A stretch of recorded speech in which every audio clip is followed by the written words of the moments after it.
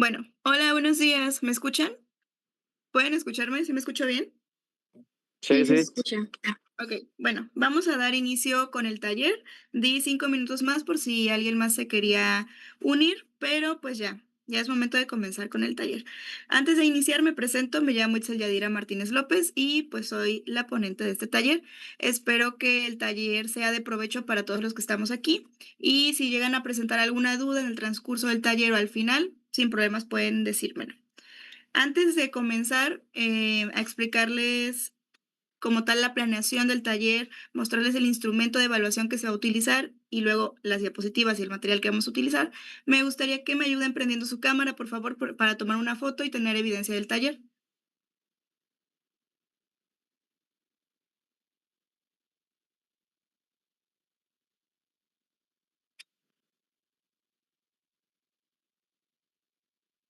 Bueno, ¿me podrían ayudar prendiendo su cámara, por favor?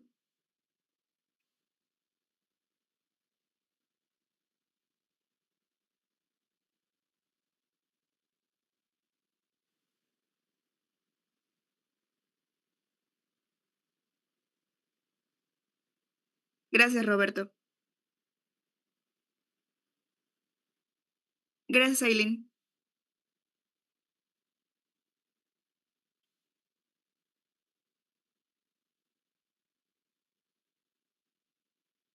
Perdón que me meta. Sí, Disculpe.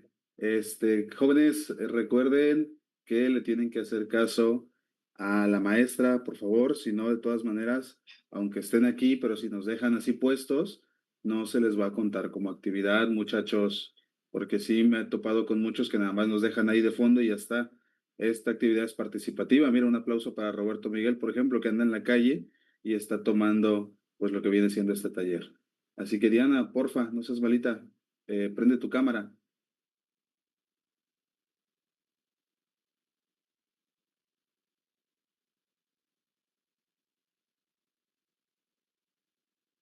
bueno, voy a proceder a tomar captura de pantalla. Gracias.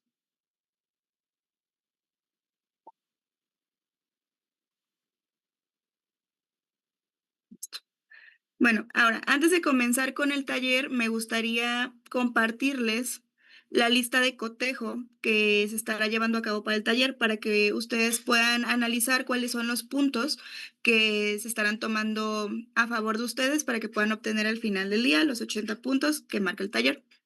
Voy a compartirles pantalla. Me indican, por favor, si se está compartiendo de manera correcta o no. ¿Sí pueden verlo? Sí. Ok. Bueno, el instrumento de evaluación que se estará utilizando para el taller es una lista de cotejo. Como primer categoría tenemos la asistencia y la puntualidad. Esta tiene un valor de 5 puntos. Entre los indicadores encontramos que si se conectan puntualmente a la sesión virtual de 1 hora y media y permanecen durante toda la sesión, incluido desde el inicio hasta la despedida final, van a obtener este valor de 5 puntos. También tengo como criterio de evaluación la presencia digital, es decir, voy a necesitar que mantengan encendida su cámara durante todo el taller para poder fomentar la conexión visual, en especial porque tengo algunas actividades en las que todos vamos a participar más adelante y pues necesito verlos. Esta categoría tiene un valor de 5 puntos. También en la actividad rompehielo, al ser un voto de cámara y al ser una actividad colaborativa, esta tiene un valor de 10 puntos. La actividad uno tiene un valor de 20 puntos. Más adelante les daré las indicaciones, pero hay que realizar una nube de barreras y limitantes educativas que encontramos actualmente en México. La actividad 2 tiene un valor de 25 puntos. Esta actividad tiene un poco más de valor, ya que aquí vamos a compartir a micrófono abierto las distintas opiniones que tenemos referentes a unos casos que se les estarán presentando. Y por último, tenemos la participación y el cierre, que esta tiene un valor de 15 puntos. Esta tiene un valor un poco más alto, ya que estaré tomando en cuenta que estén durante toda la sesión, que estén escuchando activamente y también que estén participando en el espacio final de dudas y comentarios finales. Es importante mencionar también que si quieren participar durante Durante la exposición pueden hacerlo, si tienen algún ejemplo, si tienen alguna duda, pueden levantar su manita y sin problemas se abre micrófono para poder compartir estos comentarios. Al final del día, esto sirve para retroalimentar al taller y para hacerlo un poco más enriquecedor.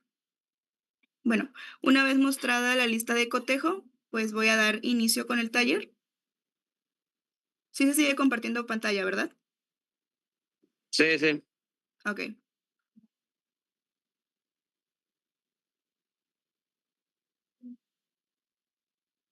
Bueno, el taller es sobre reflexiones sobre la educación en México.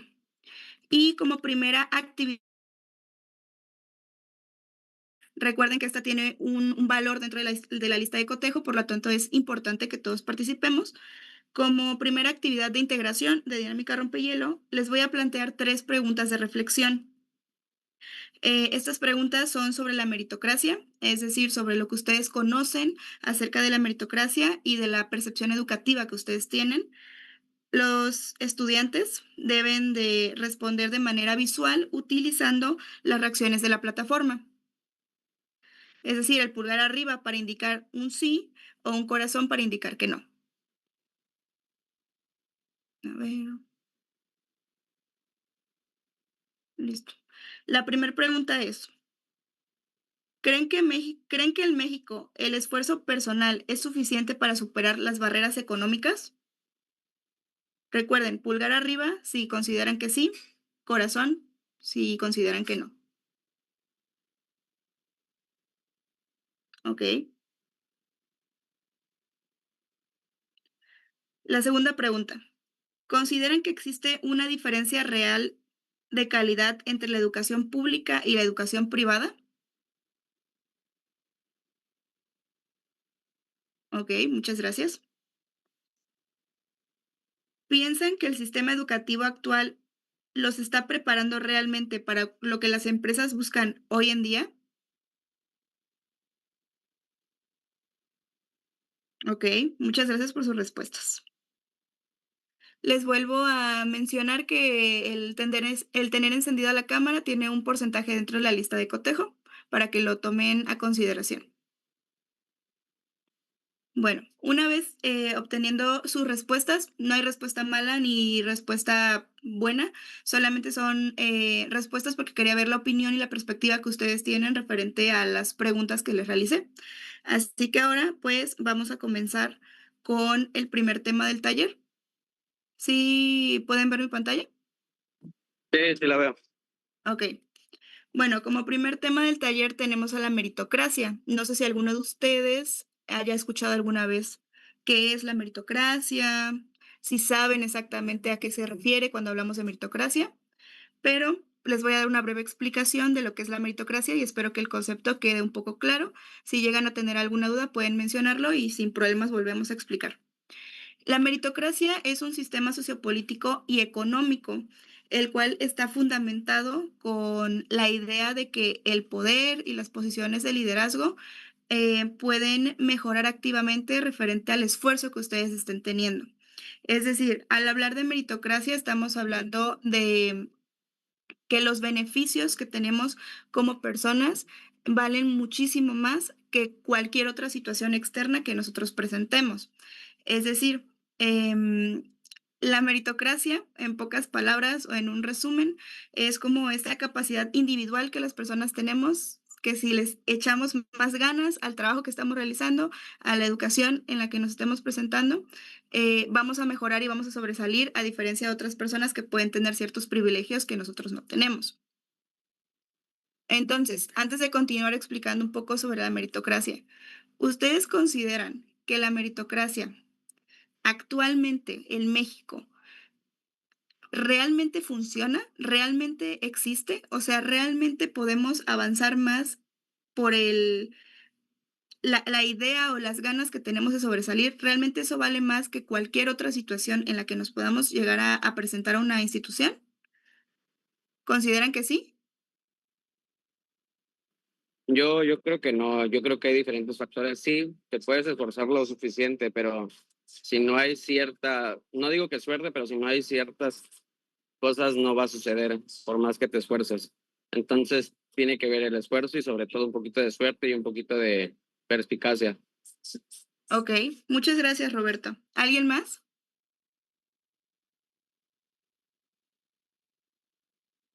Bueno, retomando la opinión de Roberto, él tiene mucha razón en lo que menciona, ya que realmente el esfuerzo actualmente no es suficiente para mejorar en la sociedad en la que nos encontramos. Es decir, la sociedad se estructura generalmente como una competencia en donde no existe una igualdad de oportunidades. Esa es la realidad. En el país en el que estamos, en México, no existe una igualdad de oportunidades para ninguna de las personas que estamos aquí. El concepto de meritocracia es muy complejo realmente y la realidad es que es inexistente, porque los méritos en realidad no te hacen llegar más allá. Esforzar todos los días, madrugar, salir más tarde del trabajo y demás, realmente no te garantiza absolutamente nada. Los puestos de mayor responsabilidad generalmente los tienen personas que tienen un poder adquisitivo, perdón, mayor. Son personas que realmente tienen como esta conexión con alguna persona de la empresa, la institución en la que se esté trabajando, que es lo que permite que las personas puedan ir avanzando. Es decir, hablar de meritocracia es como negar que el sistema realmente no, no favorece a personas que tienen conexiones dentro de, cosa que es totalmente falsa, porque entonces estamos quitando la idea completa de que en México o en general las palancas, por así decirlo, no existen, cosa que pues realmente es mentira. Hablar de meritocracia es hablar de una mentira disfrazada en donde los logros personales van a ir muchísimo más allá del alcance que vas a tener, cosa que es totalmente mentira y argumentarlo como una realidad en donde si le echas más ganas, si te levantas más temprano, si sales más tarde, vas a avanzar más, realmente no.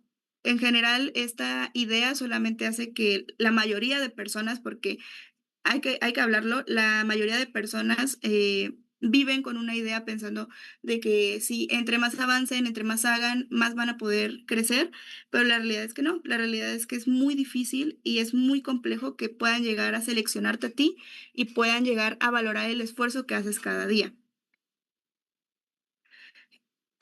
Entendiéndolo así, entonces la meritocracia en realidad es un mito, es ignorar el punto de partida de las personas, porque al final del día no todas las personas partimos desde la misma línea, tanto por cuestiones culturales, cuestiones sociales, cuestiones políticas y cuestiones económicas.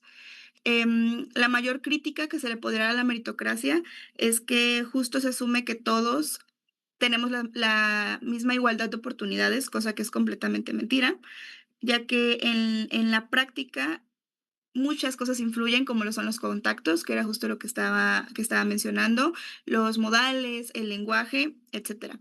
Y hablar de meritocracia es como generar una falsa sensación de justicia, ya que nos estamos comprando y nos están vendiendo una idea en donde por más que hagas, más vas a poder avanzar y más vas a poder tener, y resulta pues totalmente diferente. Entre más hagas, más cansado vas a estar, entre más te presiones, más abrumado vas a estar, más estresado vas a estar y no vas a poder rendir bien en tu trabajo.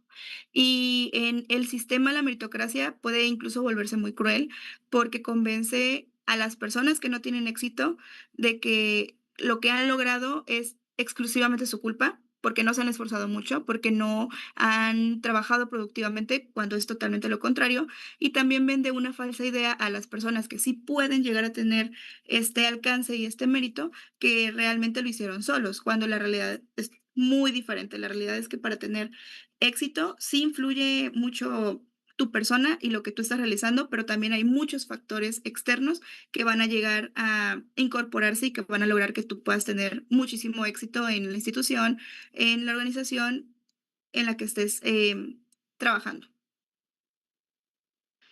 Para esto, entendemos entonces que al hablar de meritocracia, estamos hablando de movilidad social, que la movilidad social es la capacidad que tiene una persona para cambiar su estatus socioeconómico y la realidad es que en México actualmente es muy bajo que tú puedas cambiar tu estatus socioeconómico de un día para otro. Es realmente estadísticamente muy complicado que puedas llegar a la cima sin importar tu esfuerzo. Realmente influyen muchas cosas más como las que ya mencioné, como son los contactos, las conexiones y demás. También en México, bueno, no en México, generalmente existe algo que se llama pigmentocracia, que ustedes dirán qué es. La pigmentocracia es un término muy fuerte, pero es un término demasiado real y muy presente dentro de la realidad social que vivimos.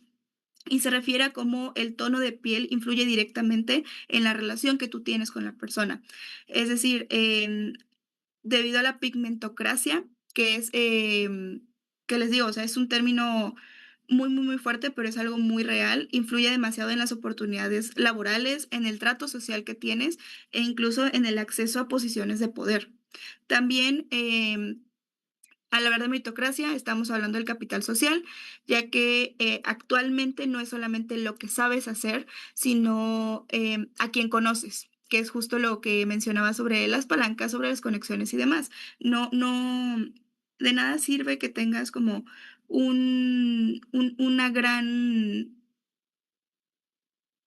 cajita, por así decirlo, de recuerdos de toda la teoría que estudiaste o que estés avanzando demasiado en cuestiones teóricas, si realmente no conoces a alguien que pueda darte acceso a la institución a la cual quieres ingresar.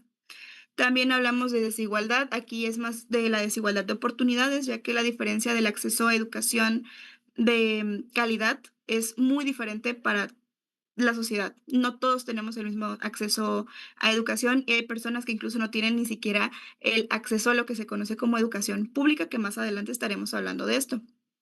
También, al hablar de meritocracia, estamos hablando de un sesgo, es más de un sesgo de confirmación, porque hablamos de la tendencia a creer que las personas que han tenido éxito son exitosas exclusivamente por su talento y por el esfuerzo que han estado teniendo para llegar hasta ahí, y estamos ignorando completamente los privilegios que trae consigo y que conlleva el poder ser exitoso. Incluso también estamos ignorando la suerte, que era algo que Roberto mencionaba, porque muchas veces es o por contactos, por privilegios o por cuestiones de suerte.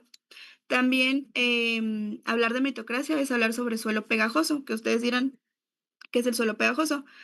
El suelo pegajoso es un concepto que se aborda demasiado en la sociología y describe cómo las condiciones de pobreza atrapan a las personas. Por eso es que se habla de un suelo pegajoso, porque los jala. No, no es que los esté impulsando, sino que los está jalando, los está absorbiendo y esto impide que ellos puedan ascender a pesar de los méritos y del talento que tengan.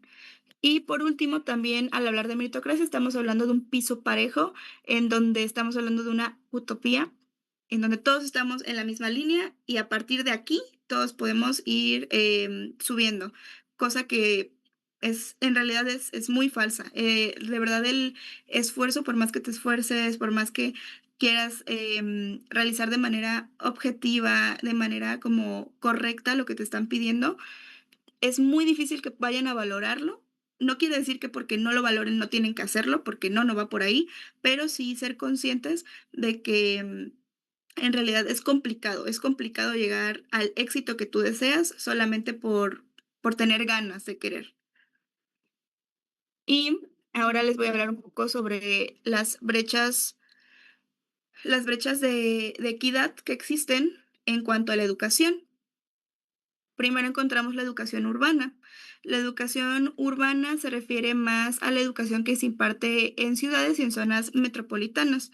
En la educación urbana, perdón, existe esta práctica pedagógica que se centra en las dinámicas, los desafíos y las oportunidades de enseñanza y de aprendizaje dentro de los entornos, pues, metropolitanos. Generalmente la educación urbana, las personas que asisten son de entornos que son muy poblados y socialmente diversos, lo cual permite que la educación sea más Mm, pues más diversa, si lo queremos ver así, porque hay un intercambio más grande, hay más fluidez de personas que comparten su cultura, que comparten su manera de pensar, que comparten sus ideologías y demás. Al hablar de educación urbana, estamos hablando de instituciones que suelen enfrentar retos específicos, como la gestión de la infraestructura en grandes masas, la rotación de profesorado y la necesidad de atender muchas poblaciones estudiantiles que provienen de contextos demasiado diversos. La educación urbana también se nutre mucho de la riqueza cultural de la ciudad. No solamente es la institución y asistimos y ya, sino que realmente existe mucho esta conexión de riqueza cultural porque puede existir unos convenios que ayuden a que la institución pueda ir de vez en cuando a los museos de la ciudad, que puedan ir a las empresas, que puedan utilizar la tecnología. Realmente esa es una ventaja de la educación urbana, que tiene mucho de donde poder escarbar para mejorar la educación de las personas que asisten. Luego nos encontramos con la educación rural, que la educación rural se da más en comunidades pequeñas, en comunidades que son más, eh, más pequeñas, pero más centradas, es decir, son más apegadas a la naturaleza, más apegadas a pueblitos pequeños. En la educación rural se maneja un modelo pedagógico y administrativo que está diseñado para atender a las necesidades de las personas que residen dentro de la población en donde esté la educación rural.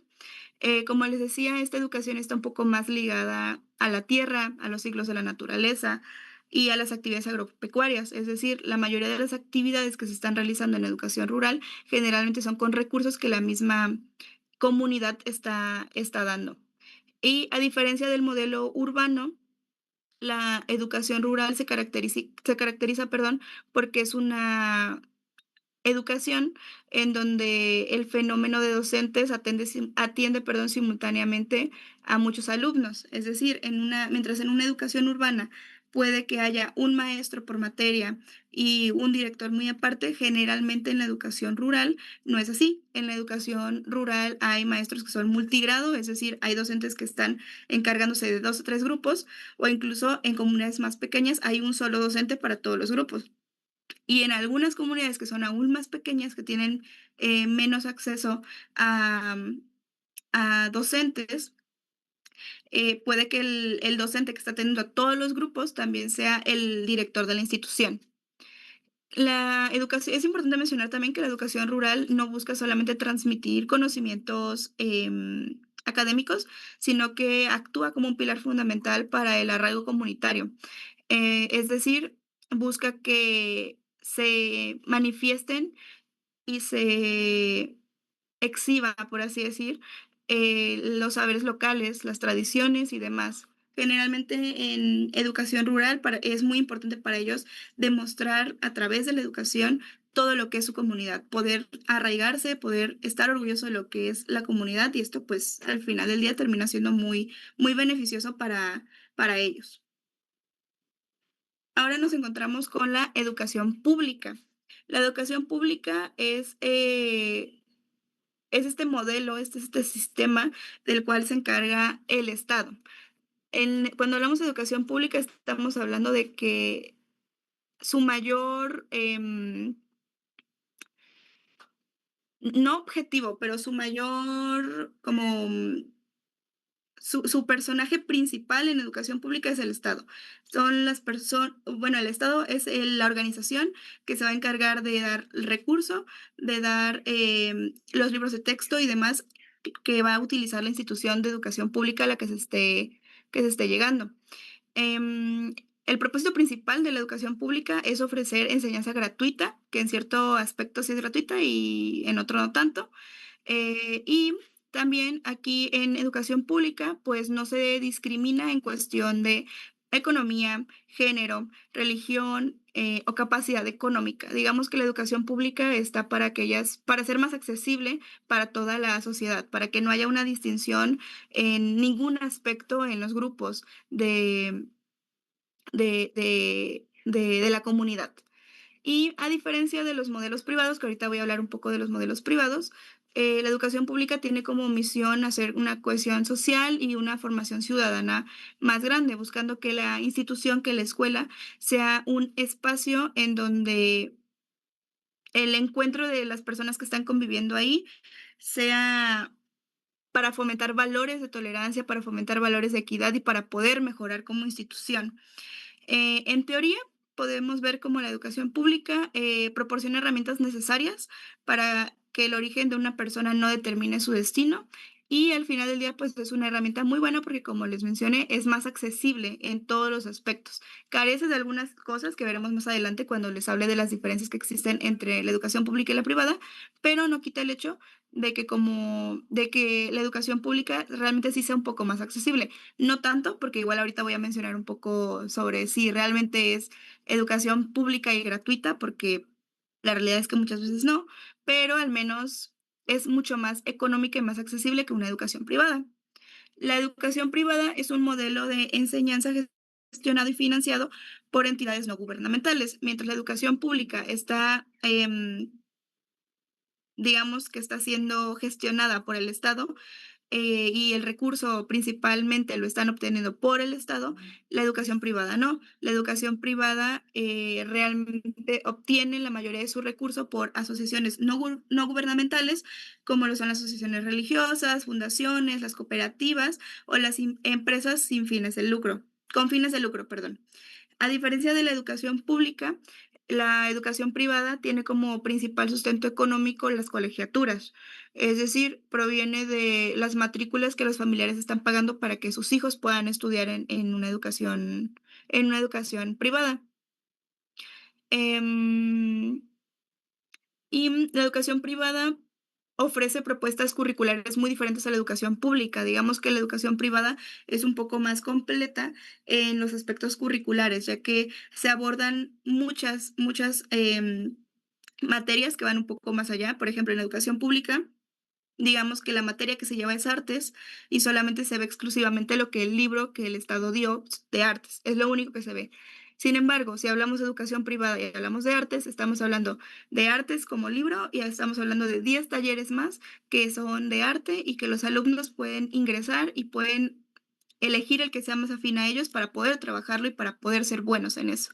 Entonces, esa sería una diferencia muy grande que existe entre la educación pública y la privada, que el currículum y las actividades que se llevan en educación privada, pues sí son un poco más de contacto. Llevan al alumno más a estar ahí y a realizarlo que en educación pública, que generalmente es como más leerlo y solamente tener la teoría de.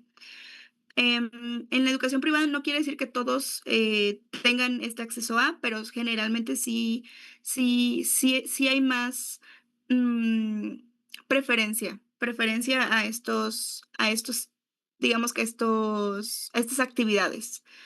Y también en educación privada hay muchos programas como lo son los programas bilingües, que permiten que los alumnos estén estudiando otra lengua que les permita salir más preparados y tener más habilidades el día de mañana, cosa que en educación pública no se da tanto. Y también, no sé, yo estoy en educación pública y les puedo decir que el aprendizaje que tuve de inglés realmente fue muy nulo a como he escuchado compañeros que estudian en una educación privada en donde llevan inglés desde preescolar y lo tienen hasta ahora. Y realmente es una constante. En educación pública no es tan así. En educación pública me parece que inglés aparece hasta secundaria y la realidad es que no se le da tanta continuidad como se debería. Ahora les tengo las diferencias entre educación urbana, educación rural y educación pública y educación privada. En educación urbana, como principal diferencia, entendemos que en educación urbana suelen tener acceso a servicios básicos como lo son la luz, el agua, el drenaje, laboratorios y bibliotecas. Realmente las escuelas, las instituciones de una educación urbana tienden a estar mucho más equipadas que una educación rural. En una institución rural, muchas escuelas carecen de servicios básicos, dependiendo frecuentemente de la autogestión de la comunidad. Es decir, generalmente en las instituciones rurales, los padres de familia o la comunidad en general, porque incluso influyen más personas que puede que ni siquiera tengan personas en la institución, pero casi siempre se ponen de acuerdo para mejorar algo de la institución, a diferencia de la educación urbana. En la educación urbana predomina, como les mencioné, el modelo de un maestro por grado escolar, es decir, tienen un solo maestro por cada materia que van teniendo o un maestro atiende únicamente a un grupo. Y en la educación rural no es así, en la educación rural existe el multigrado, que ya les había mencionado esto, pero es cuando un docente está frente a 5 grupos o un docente puede que esté frente a 3 grupos, pero aparte está haciendo rol de director. En la educación urbana suelen tener la escuela a unas cuadras o el trayecto puede llegar a ser corto en transporte público. Y en la educación rural no es así, muchas veces deben de caminar distancias muy largas por caminos muy difíciles. Esto realmente es una desventaja porque muchas veces existe deserción escolar debido a que la institución les queda muy lejos y el camino no es tan accesible. Ahora, pasando con la educación pública y la educación privada. La educación pública recibe principalmente recursos del Estado y tiende a ser gratuita para el alumno. Aquí quiero hacer hincapié en que a pesar de que muchas veces se hable de que la educación pública es gratuita, realmente no siempre es así, porque muchas veces en una institución pública sí llegan a pedir recurso, no tan elevado como en una educación privada, pero sí llegan a pedir recursos en ciertas ocasiones, lo que hace que el que sea gratuita queda como un poco en duda. Sí es más accesible el costo de cuando se pide recuperación de cuota para algo, pero sigue existiendo. Entonces, el hecho de que exista sí da un poco de intriga, de realmente la educación es pública o realmente sigue siendo un privilegio y sigue siendo exclusivamente para personas que sí puedan llegar a pagarlo. Y la educación privada, pues como les mencioné igual, se basa en pago de inscripciones y colegiaturas mensuales. En la educación pública, desde escuelas de excelencia hasta planteles con falta de mantenimiento básico, es decir, podemos encontrar una institución pública que realmente tenga una excelente infraestructura y que su plan curricular esté fenomenal, pero podemos encontrar una institución pública en donde sea todo lo contrario. En una educación privada, regularmente las instituciones, cual sea la que se acerquen, suele contar con instalaciones modernas, con laboratorios, canchas deportivas y con tecnología del más alto nivel. En educación pública regularmente los grupos son numerosos, son grandes. Es decir, he escuchado, nunca me ha tocado, pero he escuchado a compañeros que han estado frente a grupos de 50 personas, o sea, 50 estudiantes de un solo grado. Entonces, es algo, digamos que complejo tanto para los estudiantes como para el docente. Y en la educación privada regularmente los grupos son reducidos, regularmente llegan, yo creo que el máximo de, de grupo de alumnos que debe haber en un salón de escuela privada son como 20 por lo máximo. Y en educación pública se apegan estrictamente al programa de la SEP, que justo es lo que les mencionaba, que mientras el Estado les proporciona los libros, es la principal base que ellos obtienen para la información que van a estar proporcionando durante el ciclo. Y en la educación privada meten más programas como son los bilingües o los internacionales, ya que uno de los objetivos principales de la educación privada es poder formarlos en todas las áreas, no solamente en el área teórica, sino mejorar y hacer que las habilidades que tienen puedan ir avanzando para que el día de mañana pueda ser más accesible para ellos el entrar a una institución o el estar allá afuera. Y ahora tenemos a la educación como motor de progreso. ¿Ustedes consideran que la educación sí es un motor de progreso en México? En caso de que sí o no, ¿por qué? Quiero escucharlos.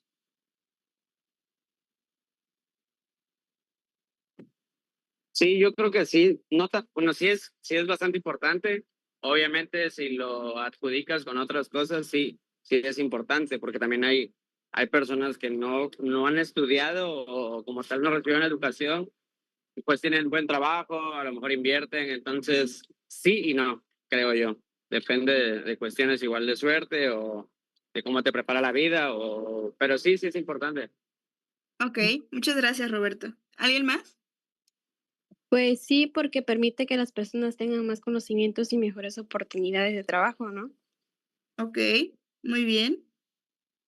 Muy bien, muy bien. Pues sí, tienen razón. Realmente la educación sí es un motor de progreso porque sí ayuda, sí mejora la calidad educativa de cada persona, pero coincido con Roberto, realmente es un sí con condiciones, es un sí que realmente no puede adaptarse completamente a la situación que se esté presentando, porque la educación tiene el potencial de ser el motor de progreso. más potente de la humanidad, porque a través de la educación podemos mejorar en muchas áreas de la sociedad, pero su efectividad depende totalmente del contexto en el que se aplique.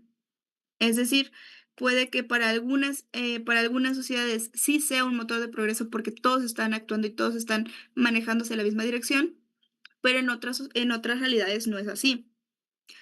Desde una perspectiva, al menos viéndolo desde una perspectiva económica, la educación es un motor porque genera capital humano. Al aumentar las habilidades de una persona, al aumentar la productividad, su capacidad de generar ingresos, pues va a mejorar, que es justo lo que podemos rescatar de lo que mencionaba Diana. Realmente, si tú tienes una educación mm, más elevada, si lo queremos ver así, o sea, más, si vas educándote cada vez más y más y más, vas conociendo un poco más y vas teniendo como más ideas de todo lo que hay en tu sociedad y puedes ir mejorando habilidades y puedes ir descubriendo habilidades, puedes trabajar en tus áreas de mejora.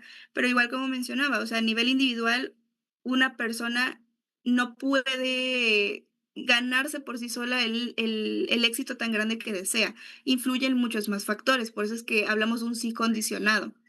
Em, y en argumentándolo en el no, argumentando en el por qué es una condición, es más una por la reproducción social que existe, porque aquí se conecta con lo que estábamos hablando de la meritocracia. Argumentar que la educación no siempre es un motor de cambio, sino un mecanismo de reproducción, porque muchas veces, o al menos en muchas partes que he visto que se educa de esa forma, no se te está educando para que tú seas el líder el día de mañana, sino que se te educa para que tú aprendas lo que tus jefes están diciendo, para que tú aprendas a ser mejor, para que le eches ganas siempre, para que estés ahí súper puntual, para que hagas más el trabajo que se te debe de cargar. Y muchas veces esto se replica en la educación, esto se replica desde cómo estamos siendo formados desde que somos pequeños. Entonces, hablamos de que no hay una alta calidad de educación porque no está siendo accesible totalmente pues, para las personas en general. Por ejemplo, he escuchado muchas veces que dicen que, o bueno, viendo videos de personas cuando se gradúan del Tecnológico de Monterrey, siempre ponen, ¿no? Como, ahí están mis futuros jefes o a ellos los están formando para ser jefes. Y realmente es algo muy triste porque entonces estamos hablando nuevamente de que la educación está siendo condicionada y no está siendo accesible en mejorar habilidades y en ser mejores estudiantes más que para las personas que tienen un acceso monetario más grande que los demás. Entonces sigue habiendo, no sigue existiendo este impulso de que seas mejor o de que alcances el éxito, sino que solamente estás confirmando que el estatus es algo, el estatus, el privilegio es algo que va a mejorar en ti y que te va a permitir ser exitoso el día de mañana. Entonces, en un escenario así también, el título educativo funciona más como un escudo o como una herramienta de decir, tengo un título, pero realmente no te asegura tener un progreso dentro de la sociedad. Y bueno, antes de continuar con los temas, me gustaría que realizáramos una actividad. Les voy a proporcionar el link, permítanme.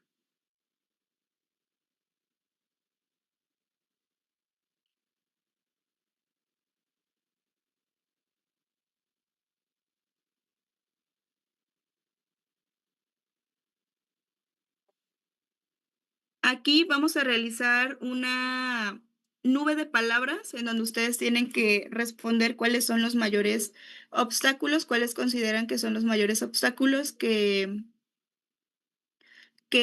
se tienen en México y por qué no podemos hablar de una equidad educativa. Permítanme, déjenme, les paso el enlace. Se los voy a compartir en el chat. Me dicen si pueden ingresar y si no pueden ingresar, pues vuelvo a mandar el enlace.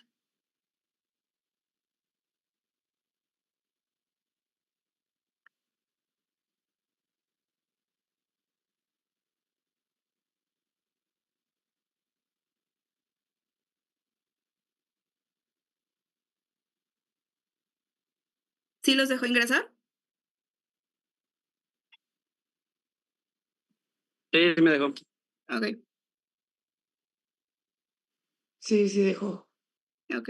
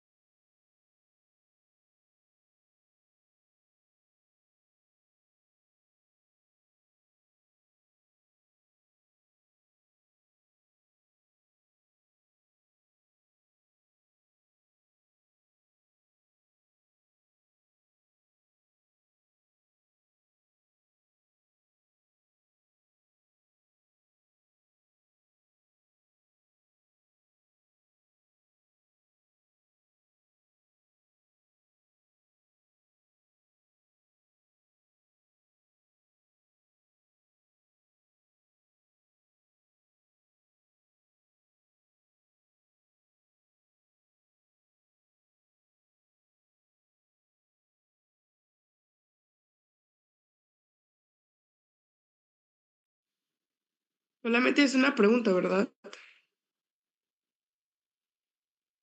Sí, solamente es una pregunta, solo es para conocer su opinión al respecto de si ustedes cuáles consideran ustedes que son los mayores obstáculos para la equidad educativa en México. Y ahorita, pues, les voy a seleccionar algunas de las palabras que ustedes están ingresando, y me gustaría que justificaran el por qué consideran que ese es un obstáculo que se presenta actualmente en la educación en México.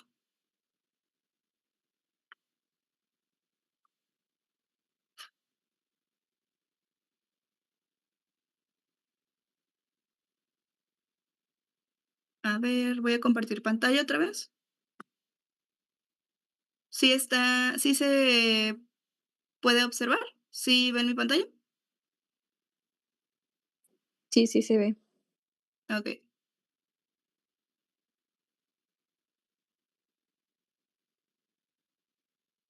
permítanme.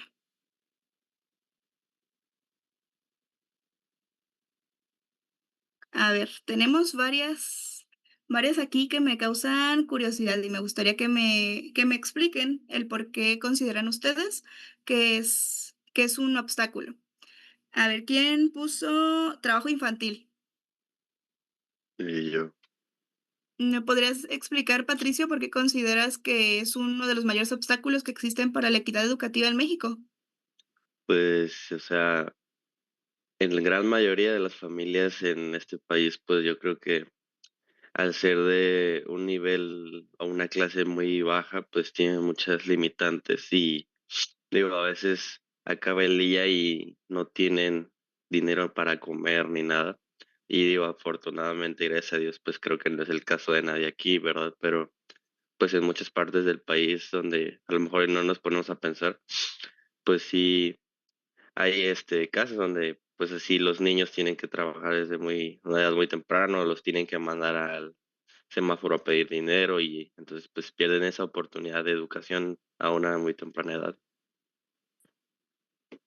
Okey, muchas gracias, Patricio. Tu opinión me parece muy enriquecedora para el taller, porque justo mencionas un obstáculo que enfrentan muchas de las personas en México, que es el tener que trabajar, el tener que, dejar de asistir a la institución por tener que estar colaborando en otras aristas de tu vida, ¿no? Es una opinión que me llamó mucho la atención, es un concepto, un obstáculo que me llamó mucho la atención, porque, justo el trabajo infantil es una de las principales razones por las cuales existe deserción escolar. Y es realmente muy triste, porque esto no depende de los niños, no depende de los estudiantes, sino que depende de la realidad en la que están inmersos en ese momento y por qué es tan difícil salir de ahí. Entonces, nuevamente retomando, el tema que estábamos hablando de la meritocracia, estamos de acuerdo entonces que la meritocracia es algo que no existe, porque si hablamos de que el mérito te va a hacer una persona más exitosa, de que los méritos te van a hacer ir avanzando más y más, pues nos damos cuenta que no, porque hay personas que están haciendo méritos desde que nacen hasta el día que dejan de estar en este mundo y su economía o su nivel social sigue siendo el mismo, porque no se trata de mérito, se trata de mucho privilegio alrededor de. Muchas gracias, Patricio. A ver, desinterés. ¿Quién puso desinterés?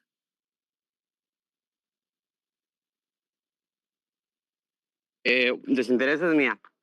Ajá, ¿me puedes Yo, explicar, Roberto, por qué consideras que el desinterés es uno de los mayores obstáculos para la bueno, equidad educativa en normalmente, México? normalmente hay un dicho muy famoso que dicen que cuando empiezas a trabajar y te gusta el dinero, pues ya no, no te gusta estudiar. Pues yo creo que cuando empiezas a ganar tus primeros pesos, lo ves fácil y como ya ves dinero, pues ya te desinteresa la escuela, ya no hay un agrado hacia ello porque pues ya estás trabajando. Ok, muchas gracias. Considero también que parte de lo que mencionas influye mucho como en la realidad social en la que cada persona se encuentre, porque muchas veces si vienes de una realidad en donde económicamente tu vida ha sido complicada, ha sido muy difícil, el poder ganar dinero, el poder observar que estás ayudando a tu familia, que puedes estar pagando más cosas de las que podías cuando no trabajabas o cuando no tenías la posibilidad, pues sí influye demasiado en la cuestión social, en la cuestión de la realidad en la que vivías antes y cómo puedes irla mejorando cada vez más y más. Y me llama la atención también falta de recursos. ¿Quién puso falta de recursos?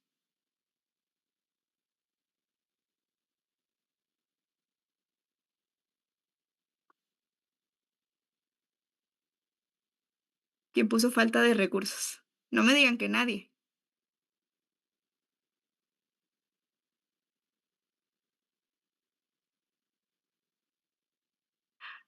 Nadie puso falta de recursos. Bueno, falta de maestros. ¿Quién puso falta de maestros? Igual yo. A ver, Patricia, ¿puedes decir otra vez, por favor? ¿Por qué consideras que la falta de maestros es uno de los mayores obstáculos que existen actualmente en México? Pues yo creo que, o sea, bueno, luego he llegado a ver así en las noticias o así, ya sea en universidades, igual en escuelas de menor grado como preparatorias o primarias, que luego los maestros tienen sus quejas, ¿no? Y que luego se salen en protestas por ciertos motivos y pues obviamente todo esto pues termina afectando a los alumnos de una manera muy importante. O igual considero que a veces en algunos lugares, o sea, no en todos obviamente, pero más que nada en el sector que debe ser de educación pública, creo que no en todas partes los maestros reciben como la remuneración adecuada en cuanto a su trabajo y pues siento que eso afecta mucho a la calidad de los maestros y a la cantidad también de maestros que hay. O sea, creo que pude haber puesto más bien tanto falta de maestros como calidad de maestros. Siento que Ok, ambas hubieran sido buenas opciones.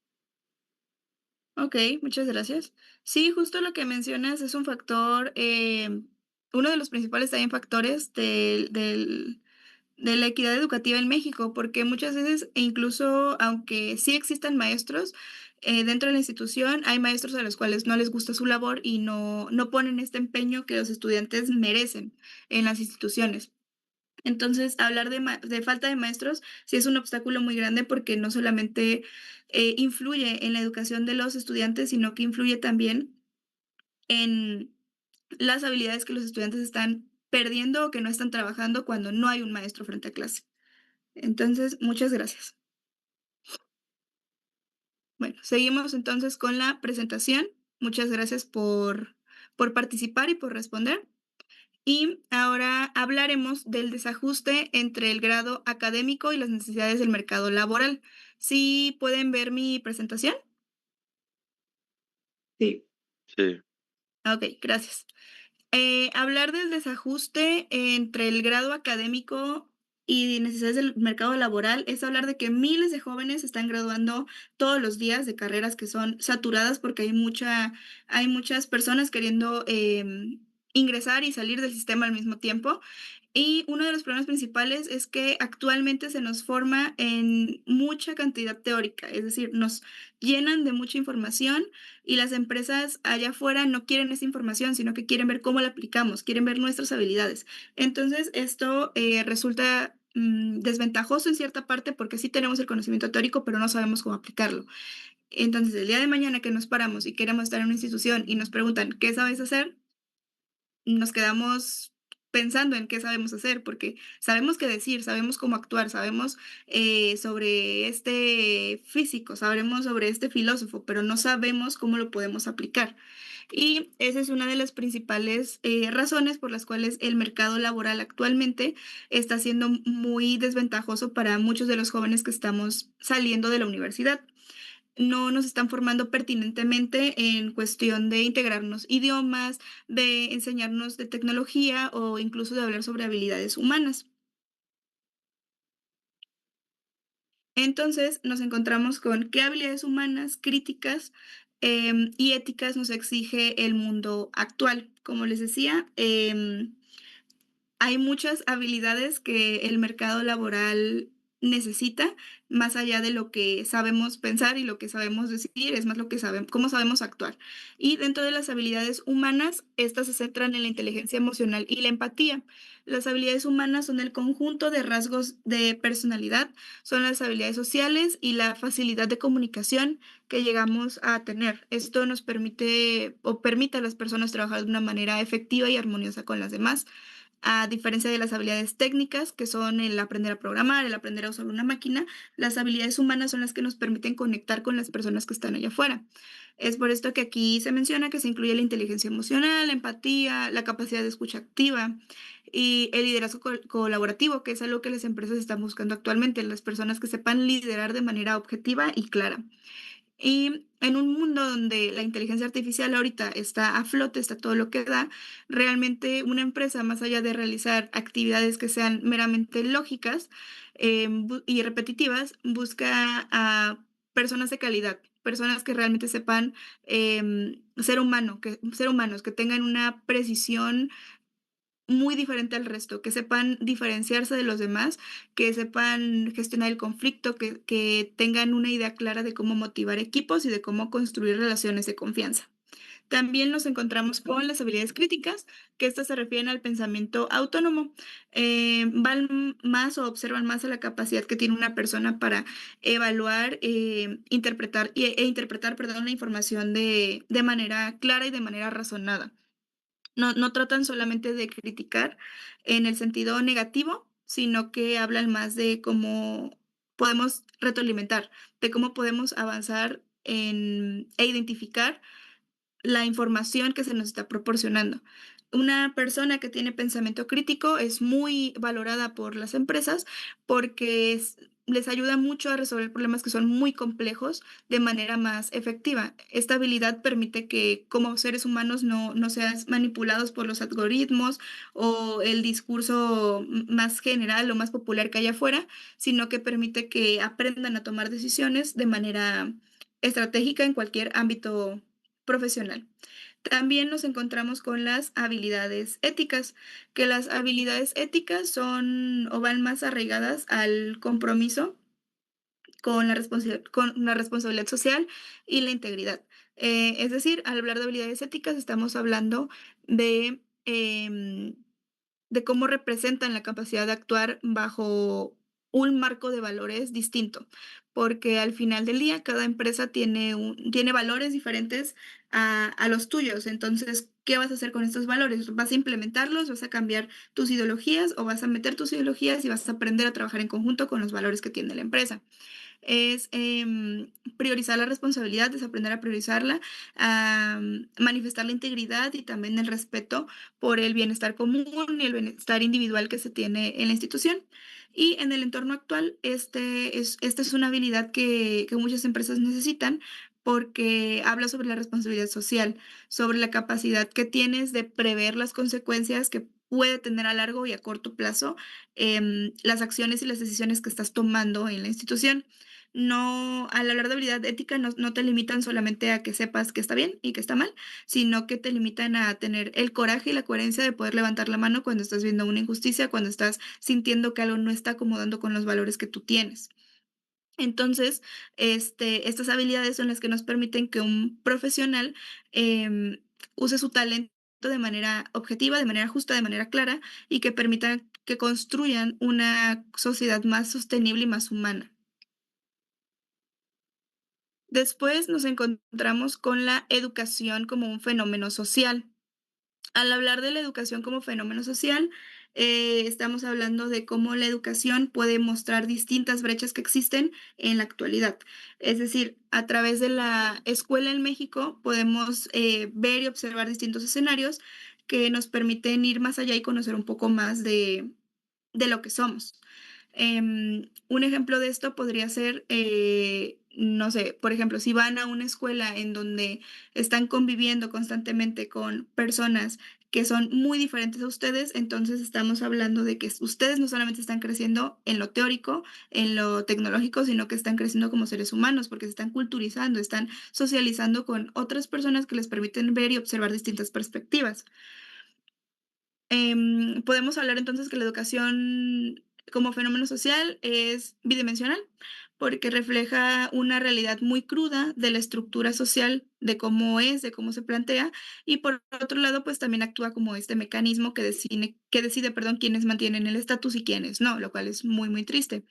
Y en un país como lo es México, que tiene diferentes y muchísimas brechas de educación, pues deja de ser un derecho universal, la educación deja de ser un derecho universal y comienza a verse también como un segmentador social, porque nos permite darnos cuenta de la diferente forma de vida que tienen las personas que están al lado de nosotros. Y pues esto se llama, en sociología, me parece que lo conocen como fragmentación del sistema, porque pues lamentablemente, si lo vemos de esta forma, pues el código postal que tiene un niño, el apellido que tiene un niño, pues sí determina y predice lamentablemente cómo es que será su calidad educativa o cómo es que será su calidad de vida. No siempre es así y es muy triste, pero la realidad actual en México es que sí influye demasiado. Y también ver a la educación como fenómeno social en que la desigualdad muchas veces no es por falta de dinero, sino que hay una diferencia muy grande en la diferencia del capital, en diferencia del lenguaje, en las diferentes experiencias que cada persona tiene, en el acceso a libros, en el acceso a la tecnología. Muchas veces las escuelas privadas refuerzan estos rubros y las escuelas públicas, pues aunque quieran reforzarlo, realmente no tienen el recurso para. Entonces, entender que mucho de lo que se habla o mucho de lo que se trata en educación no es culpa de los estudiantes y no es culpa de los maestros, sino que es culpa del sistema que sigue marginando a este sector. El sistema educativo termina operando como un filtro al final del día que valida el privilegio y lo convierte en una desigualdad económica, social y cultural. Y pues el entorno educativo, por otro lado, o sea, esto es como, no quiero decir lo negativo, pero sí la realidad social que muchas veces se vive, pero también entender que el entorno educativo tiene un poder transformador, que justo Diana nos mencionaba eso eh, al inicio, que el tener educación, el poder estarte formando, pues sí influye demasiado en la manera en la que tú actúas en una sociedad, porque permite que tengas conciencia crítica, permite que puedas construir una identidad y permite que puedas aspirar a una justicia social distinta. Hablando exclusivamente de la educación, yo siento que no importa si estás en una escuela privada o una escuela pública, si estás teniendo educación rural o si estás teniendo educación urbana, al final del día, la educación sí es un motor en el aspecto que te permite cuestionarte.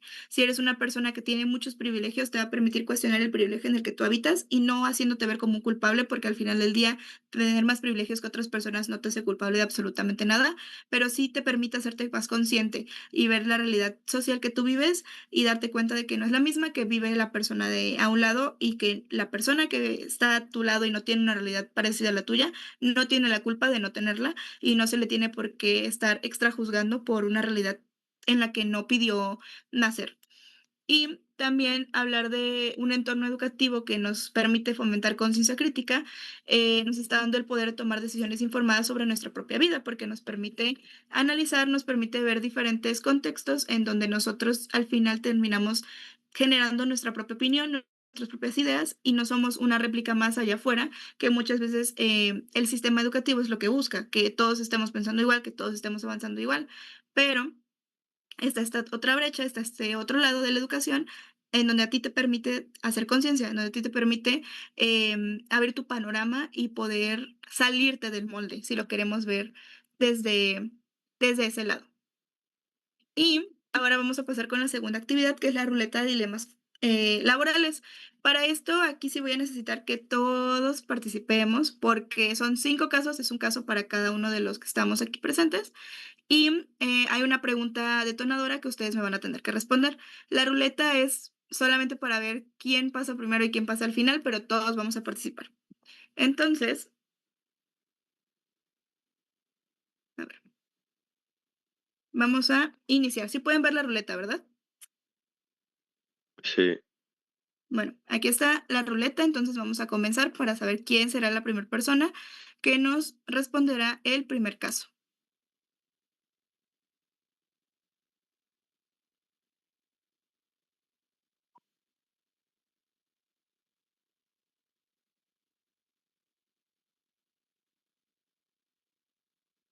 Ok, la primera persona entonces es María Fernanda.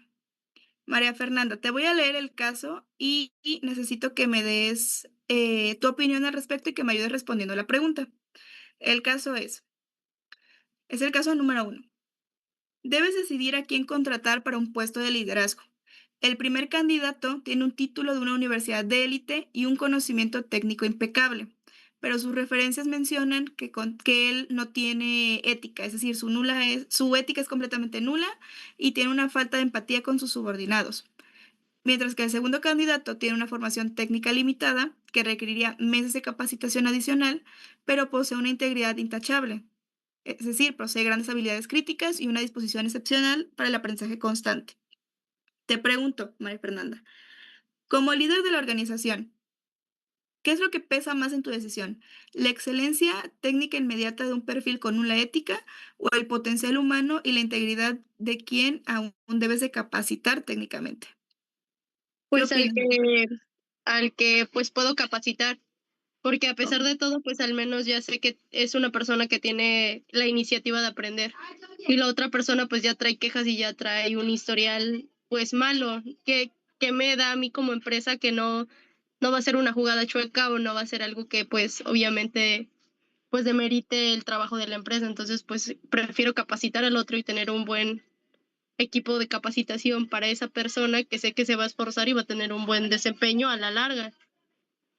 ok, muchas gracias, María Fernanda.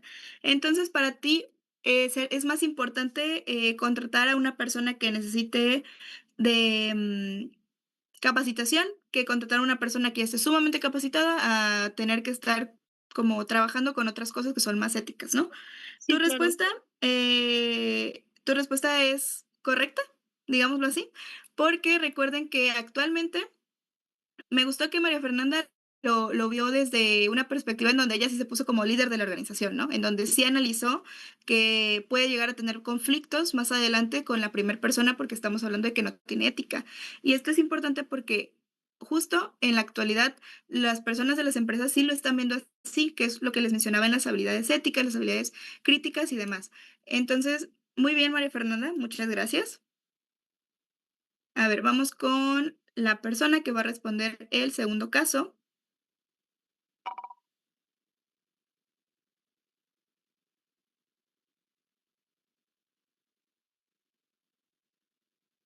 A ver, el segundo caso es para Roberto. A ver, Roberto, vamos a ver qué caso te tocó.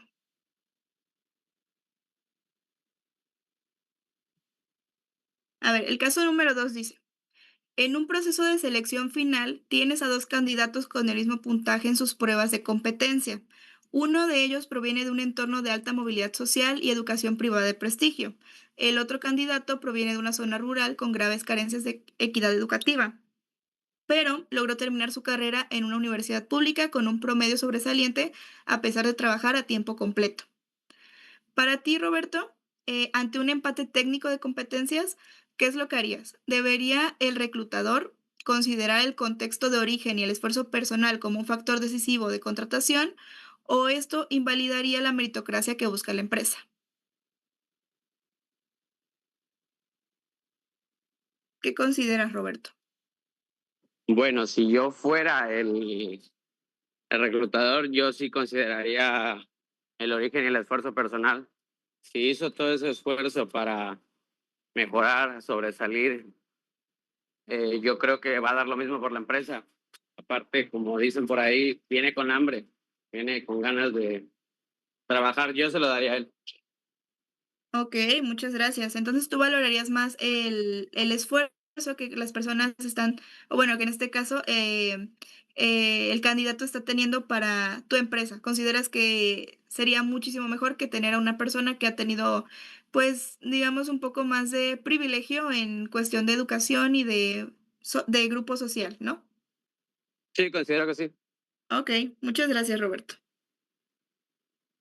A ver, vamos para el caso número 3.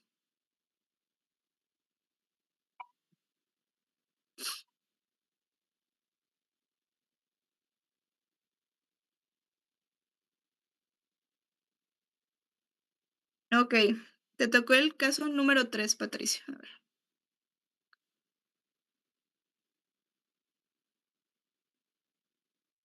Dice, una empresa tiene una vacante urgente y recibe dos perfiles contrastantes.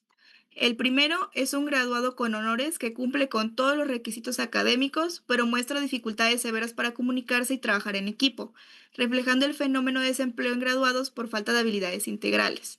El segundo es una persona sin un título profesional terminado, pero que demuestra dominar las habilidades humanas, críticas y éticas que exige el mercado actual y tiene experiencia práctica resolviendo problemas reales. Frente a la urgencia de la vacante que tú estás teniendo, ¿priorizarías el respaldo institucional de un título con honores o la capacidad probada de resolver problemas con ética y trabajo en equipo? Bueno, primero que nada, yo creo que pues lo más importante que hay que tomar en cuenta es lo primero, lo que dice al inicio de la pregunta, ¿no? Que es una urgencia. Y yo creo que pues no existe ningún papel que pueda reflejar lo que es el rendimiento de una persona que de una manera que se pueda demostrar, ¿no? Ok, Porque vaya, bueno, entonces, pues sí, yo considero que priorizaría 100% la capacidad que, bueno, o sea, que estar ahí dice que está probada para resolver estos problemas y los trabajos en equipo, porque al final creo que pues existen muchos casos de personas que han sobresalido y llegado muy lejos sin la necesidad de un título, sin necesidad de terminar una licenciatura. Entonces, pues yo creo que si se me está demostrando que esta persona, pese a no tener ese título, tiene estas habilidades que van a ayudar a mi empresa y que pues es lo que está pidiendo actualmente el mercado, es una necesidad que necesito en mi equipo de trabajo, ¿no? Porque como digo, ok. yo creo que pues el hecho de tener un título no significa que va a rendir como mi empresa requiere que una persona rinda. Ok, muy bien. Sí, de hecho, algo que mencionaste que se me pasó mencionar en las habilidades es que muchas veces las habilidades que nosotros tenemos, hay algo que se llama habilidades innatas, que son aquellas habilidades con las que tú naces y que eres bueno sin tener que trabajarlas tan constantemente. Obviamente, si trabajas en tus habilidades innatas, pues vas a ser una persona que va a sobresalir en ese aspecto. Y muchas personas que no tuvieron la oportunidad de tener un título profesional o que no tuvieron este privilegio de poder tener una educación continua, realmente tienen habilidades mucho más grandes y mucho más adheridas que aquellos que sí han tenido la oportunidad de tener su título profesional y de poder trabajar y estudiar en todo lo que han querido. Entonces, lo que mencionas me parece bien, me parece importante y también mencionar que igual algo que me causa mucha curiosidad de este caso es que muestra justo dificultades severas para comunicarse y Sí, trabajar en equipo, a pesar de tener pues una título. educación, Ajá. digámoslo así, que ha sido constante, ¿no? Pero Sí, justo es algo que pasa mucho actualmente. Realmente pasamos tanto tiempo formándonos como estudiantes, como profesionistas y demás, que mucho de lo que se nos enseña, mucho de lo que se nos dice que tenemos que tener presente para el día de mañana ir a una empresa y pedir trabajo, cuando llegamos ahí ya no funciona, porque a veces la educación se queda como pausada en estas cosas que eran importantes hace muchos años, pero actualmente estamos en una sociedad, estamos en una realidad en donde la educación y las habilidades que necesitan de ti están cambiando constantemente y siguen como sin permitir que tú accedas a esto. Entonces, muchas gracias, Patricio. sí, y aparte creo que pues algo muy importante para una persona en un lugar de trabajo, pues también es ayudar a que tus compañeros mejoren su rendimiento y pues en el primero dice que tiene esa dificultad de trabajar en equipo y a lo mejor eso a la larga parte de pues afectarlo él va a afectar a sus compañeros. Entonces yo creo que eso sería un poco perjudicial. Sí, sí, sí, porque también estamos hablando de que hay un rol colaborativo ahí un poco, digamos que con una pequeña grieta, por así decirlo, porque estamos hablando de que no solamente está afectando a ti, sino que puede afectar a todo tu equipo de trabajo y pues puede resultar muy perjudicial para tu empresa. Entonces, muchas gracias, Patricia. Ahora vamos con el penúltimo caso.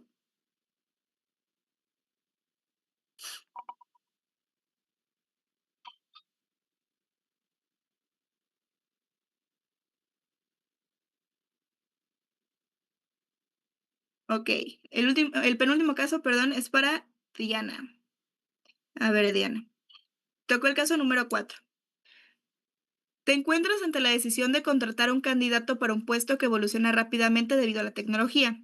El primer prospecto tiene una maestría especializada en una universidad de alto prestigio, con un currículum técnico impecable, pero durante la entrevista muestra una actitud rígida y resistencia a cambiar sus métodos de trabajo tradicionales. El segundo candidato no cuenta con el posgrado, pero ha demostrado una capacidad autodidacta asombrosa.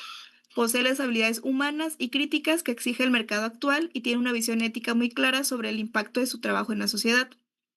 Te pregunto, Diana, considerando los retos de equidad que hemos estado abordando y las competencias que existe el mercado, que exige, perdón, el mercado actual, ¿qué perfil elegirás para el puesto y cómo justificas que tu decisión aporta más valor social y profesional que la opción que descartaste?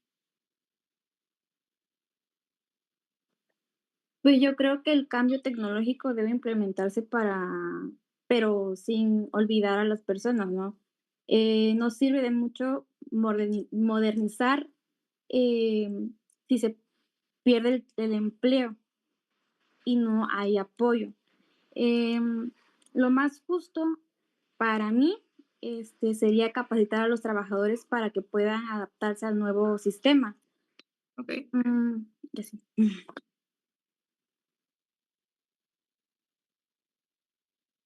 Ok. Me parece interesante lo que mencionas porque estás hablando de que no solamente vas a capacitar a una persona, sino que la idea principal es como capacitar a todo tu equipo de trabajo, ¿no? Que justo también es un factor decisivo, es un factor importante, porque estamos hablando de que no necesitas que solamente una persona de tu equipo de trabajo tenga estas habilidades y tenga esta visión ética, sino que implica que todo tu trabajo, que todo tu equipo de trabajo y toda la comunidad que estás creando en tu institución, en tu organización, pues funcione de la mejor forma posible. Muchas gracias. Muchas gracias, Diana. Ahora vamos con Aileen, que es el último caso. Una empresa de tecnología busca un analista de datos. El primer candidato tiene acceso a las mejores herramientas, tiene mejor internet y tiene una certificación reciente de inteligencia artificial, lo que le permite entregar resultados en tiempo récord. Aunque su pensamiento crítico es limitado, el segundo candidato proviene de una comunidad con acceso restringido a la tecnología y entregó sus pruebas con herramientas básicas, pero demuestra una capacidad analítica, ética y de resolución de problemas complejos muy superior, reflejando una gran formación humana a pesar de las carencias de equidad educativa. Te pregunto, Eileen, si el mercado actual exige inmediatez técnica, ¿contratarías a quien ya domina las herramientas digitales pero carece de profundidad crítica o a quien tiene el talento intelectual pero ha sido frenado por la brecha de equidad en México?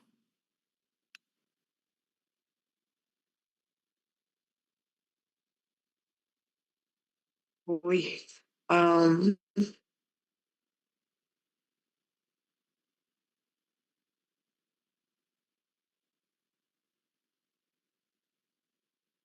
yo digo que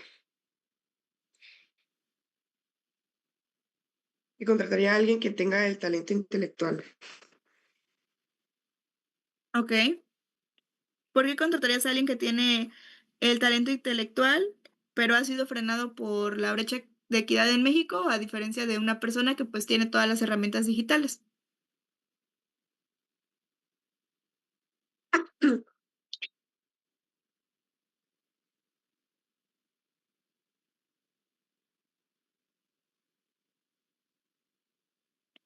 Es decir, ¿por qué consideras que resultará más favorable para tu empresa?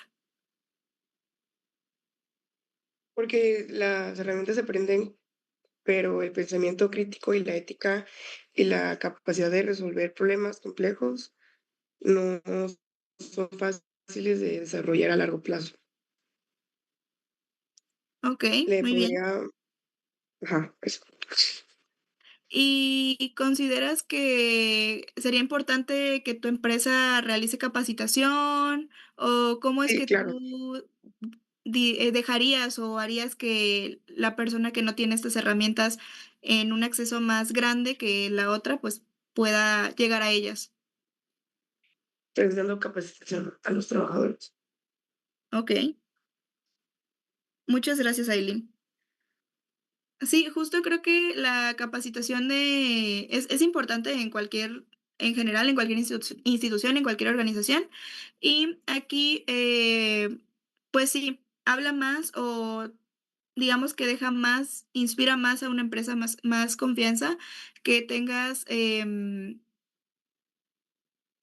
pensamiento crítico, que tengas una ética impecable, a que tengas todas las herramientas tecnológicas, porque sí, es importante, son recursos que sí necesita una empresa, pero no es algo con lo que una empresa se va a sostener a largo plazo.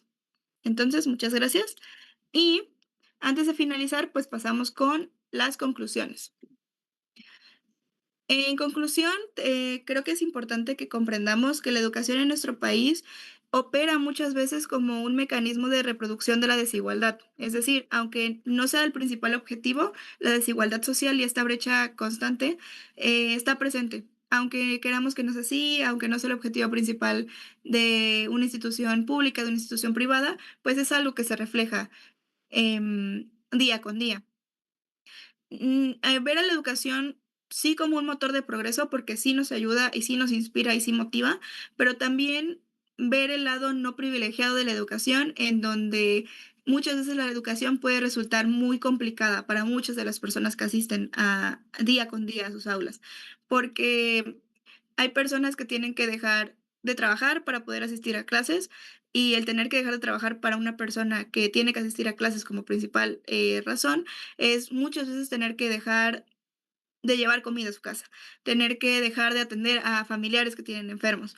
Y les digo, o sea, entender que la educación no es el problema, sino que la sociedad muchas veces no coopera con esta idea de lo que se tiene como el éxito general de educación.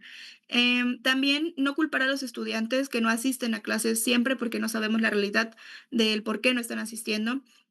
No culpar a los docentes de por qué no están en la plantilla de docentes, porque muchas veces es porque o no los dejan o no se les permite o simplemente no hay acceso para ellos también. Y culpar más o ver las fallas que son las estructurales, ver las fallas que son del sistema, porque realmente cuando hablamos de una realidad social, equitativa e igual para todos en México, no estamos hablando de nada. Cuando hablamos de meritocracia, igual estamos hablando de nada, porque estamos hablando de un término que solamente se inventó y solamente se puso para que las personas sigan pensando, sigan creyendo y vivan su vida. em, Deseando que por méritos y méritos y méritos van a llegar a alcanzar lo que una estuvo. Y otra vez, no culpando a la persona que tuvo privilegio, porque la persona que no es culpable, pero sí es culpable de no darse cuenta del privilegio y de no voltear hacia atrás y de discriminar siempre a los que sí están teniendo méritos y están avanzando más lento que los que generalmente llegan hasta allá por diferentes cosas como conexiones y demás. Em, Ver a la educación también como esta habilidad, este recurso que nos va a permitir que desarrollemos y empecemos a vernos desde otro punto de vista. Es decir, no se queden con el hecho de que no, pues la educación es mala para todos en todos los rubros, ¿no? Sino ver a la educación como, pues sí, el cambio o una herramienta que nos va a permitir tener un cambio personal. Y también al analizar temas como la brecha entre lo público y lo privado, ver que hay mucha vulnerabilidad en todos los rubros, tanto en el ámbito privado, porque sé que hay personas que que están en ámbitos privados, están en escuelas privadas, están teniendo educación privada, por mucho esfuerzo detrás, porque no todas las personas que van a una escuela privada quiere decir que tienen un nivel socioeconómico súper alto, pero sí hay personas que van a una institución privada porque se están esforzando demasiado para que sus hijos tengan lo mejor. Y también darnos cuenta que muchas veces el ingreso familiar, las conexiones que tienes siguen pesando más que un título universitario.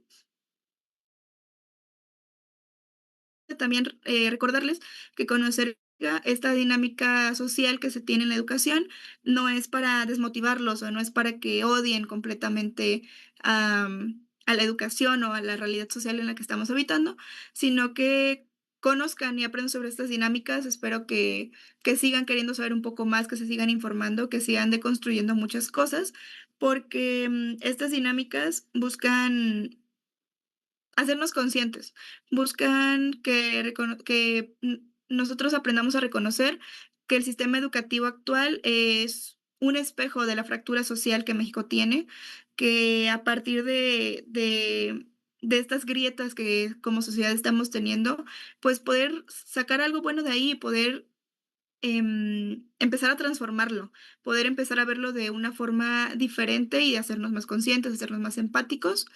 Y pues nada, eso sería mi conclusión.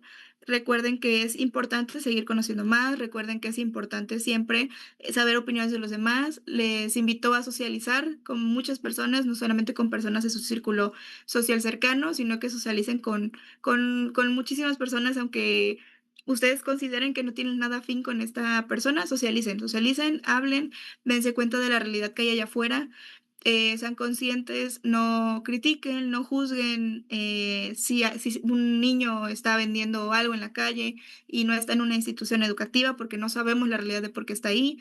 No, no critiquen a ese compañero que, no sé, no pudo pagar la mensualidad de este mes porque no saben el esfuerzo que hay detrás de.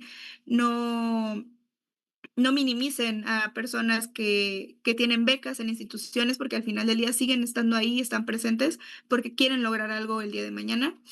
Y si el día de mañana ustedes son dueños de una institución, de una empresa, de una organización y demás, pues sean seres humanos conscientes, sean seres humanos vulnerables, sean seres empáticos que les permitan ver más allá de lo técnico, que vean un poco más allá de lo que hay dentro como seres humanos, que lo general y lo global.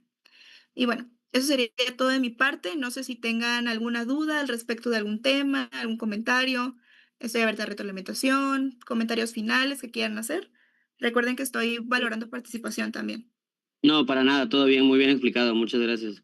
Ok, gracias, Sí, Miguel. todo claro. Gracias, gracias. Sí, todo quedó muy claro. Gracias. Ok, muchas gracias. Bueno, siendo así, entonces les doy las gracias por asistir al taller. Como les mencioné, espero que sé que no puedo hacer una conciencia crítica muy grande en un taller de 1 hora y media, pero espero que sí haya como activado algo dentro de ustedes que digan, ah, bueno, voy a investigar más sobre este tema, voy a ver un poco más la realidad social de esta comunidad y demás, y que puedan seguir investigando de manera más personal. Y pues nada, eso sería todo. Muchísimas gracias. Ok, Muchas hasta gracias. luego. Hasta luego, Muchas Que le vaya gracias. bien. Tengan gracias. lindo día. Hasta Hasta luego. igualmente. Igualmente. Hasta luego. Hasta Hasta luego, luego. gracias.